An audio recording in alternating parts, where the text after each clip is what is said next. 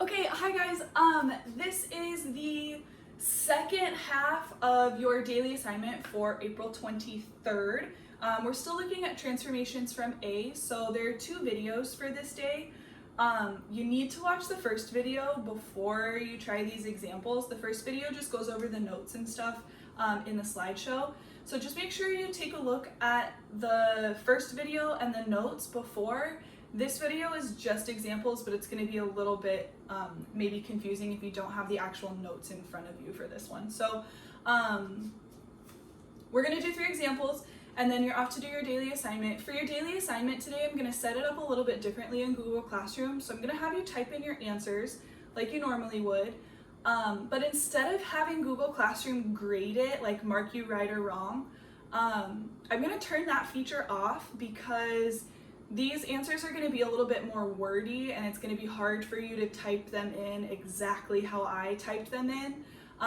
It'll still show you the correct answers, but you're going to have to check it yourself, if that makes sense. So it's not going to mark you right or wrong, but it will still give you the answers at the end. So you can still check your work yourself, but I just don't want it to mark you wrong or right just because it's going to be a little bit wordy. So a little bit different on that, but you'll still get the answers. You can still check your work, all that stuff.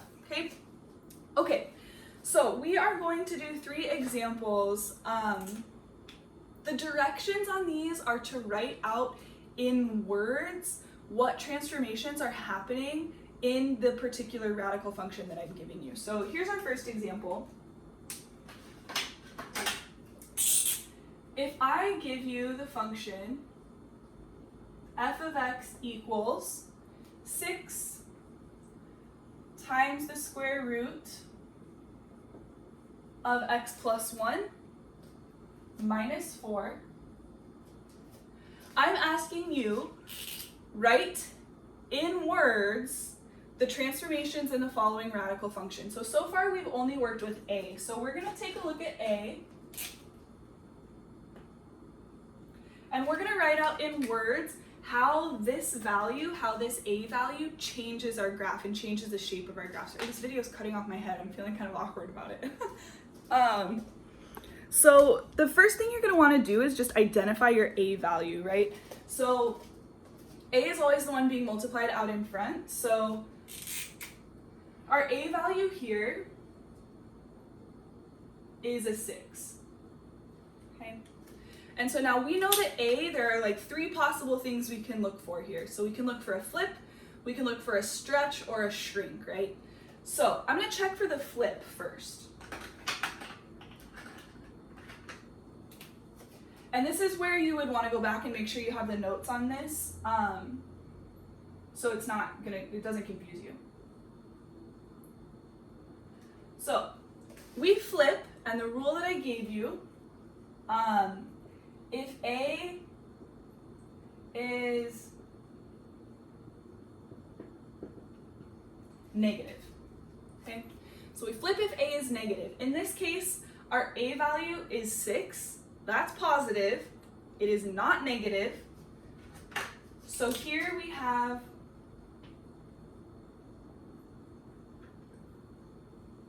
no flip, okay? A is not negative, so we do not flip. That's it. That's all you have to do. That's all there is to it, okay? The second thing you would want to check then, let's see if I have room for this here, is a stretch or a shrink, okay? Remember on this, we're either gonna have one or the other. We can't have a stretch and a shrink at the same time, okay? And in order to look for this,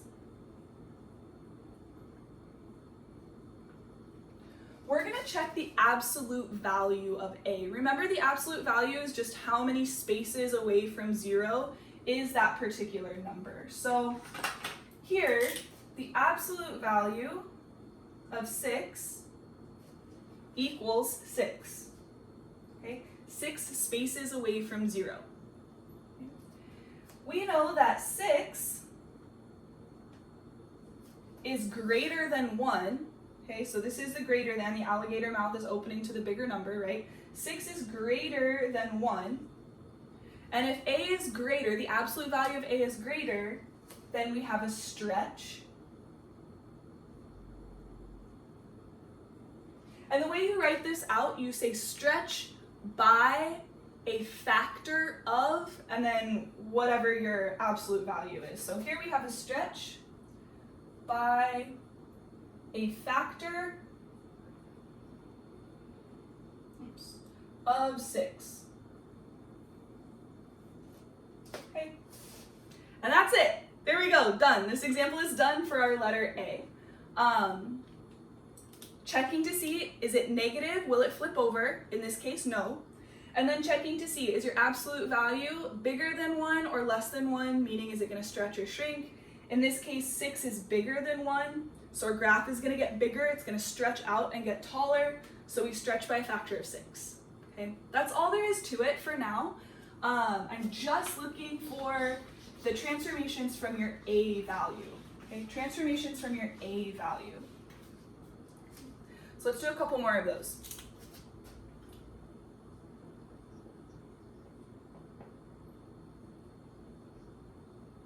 Okay, the next one, f of x equals negative 0.8 times the square root of x minus 3 plus 12. Okay, so same thing on this one. We're going to check our a value. We're going to check to see, will we flip, will we stretch, will we shrink? Okay, so here's my a value. So in this case, a equals negative 0.8.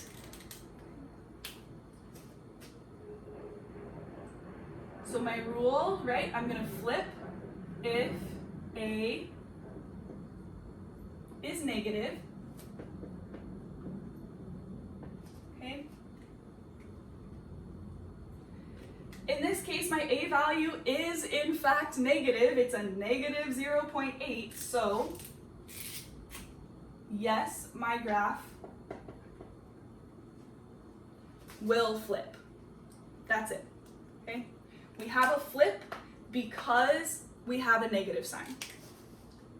So now let's check to see our stretch or our shrink. Remember on this one, okay, we have to check the absolute value of a. So remember, we're not just using the a value here, we're using the absolute value of a. So the absolute value of negative 0.8 here, remember that the absolute value, and this is kind of confusing. Okay, the absolute value of a number will never be negative. Okay, I don't care about the negative sign. It's just 0.8 spaces away. So it's 0.8 spaces. So the absolute value here is just a 0.8. Okay, and 0.8 is less than 1. Okay. So if the absolute value of our a is smaller than 1, our graph is going to get smaller and it's going to shrink down. So on this one, we are going to shrink by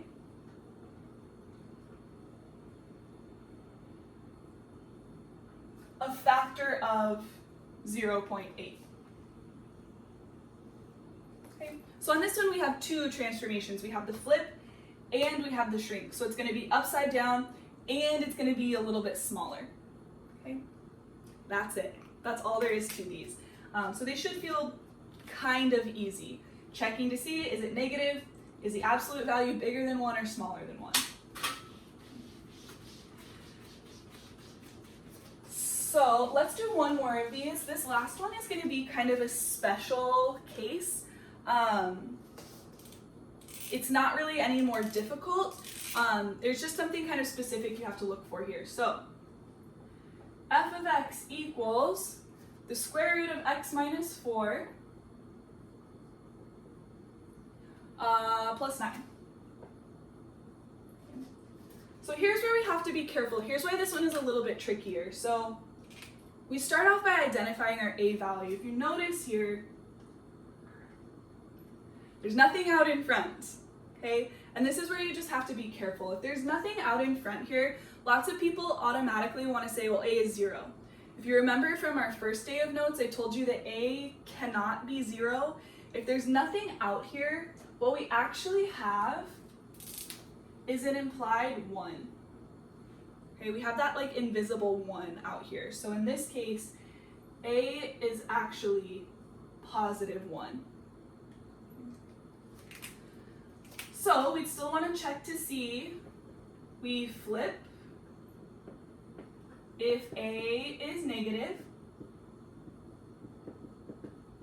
Okay, in this case we have a positive 1, so we have no flip here.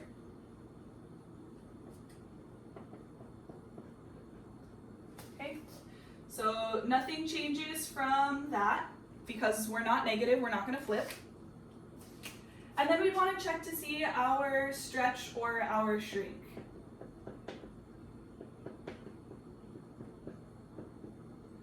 Okay, and that comes from checking the absolute value of A. If we check the absolute value of A here, the absolute value of 1 is just 1. Okay, 1 is 1 space away from 0. Okay.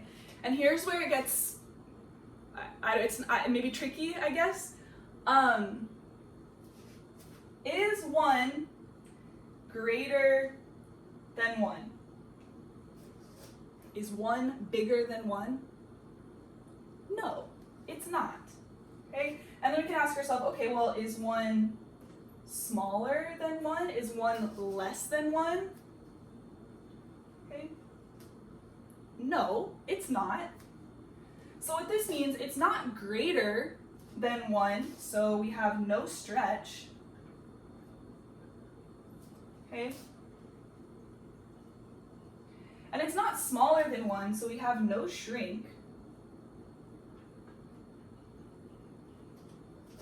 So in this case, we actually have no transformations coming from our A value.